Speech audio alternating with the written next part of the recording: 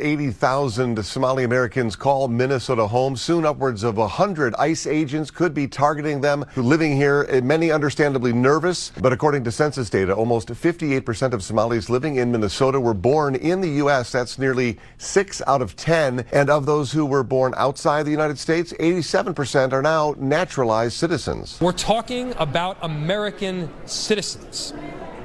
And so to the extent any federal agency is looking to terrorize the people of our city, the answer is quite simple. We stand with our immigrants. We stand with the Somali community. We stand with Latino people. We stand with anyone that is looking to make Minneapolis their home and are proud to be here. I know many families are fearful tonight. They are.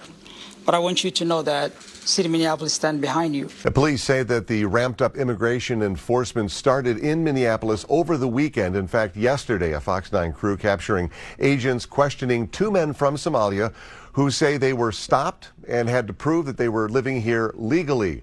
Well, soon after our crew arrived, those agents left, prompting Minneapolis Police Chief Brian O'Hara to reassure residents they have no role in these actions. The Minneapolis Police Department does not work with federal law enforcement for the purpose of conducting immigration enforcement. We don't provide information to federal immigration authorities. We don't ask people about their immigration status.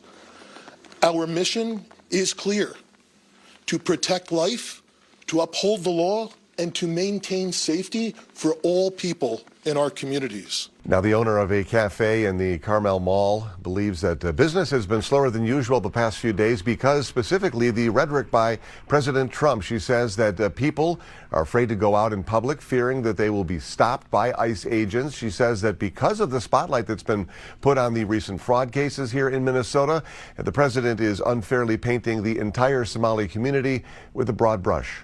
I don't steal any money. I'm American. I'm a business owner.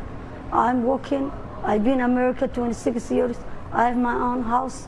I don't do nothing. So all the Somalians, they're not bad. Yeah, regardless of someone's immigration status, legal experts are encouraging everyone to make sure they understand their legal rights. And they say it's probably best to keep your documents with you at all time in case you are stopped. Also seek help from an immigration attorney in advance if you have specific questions.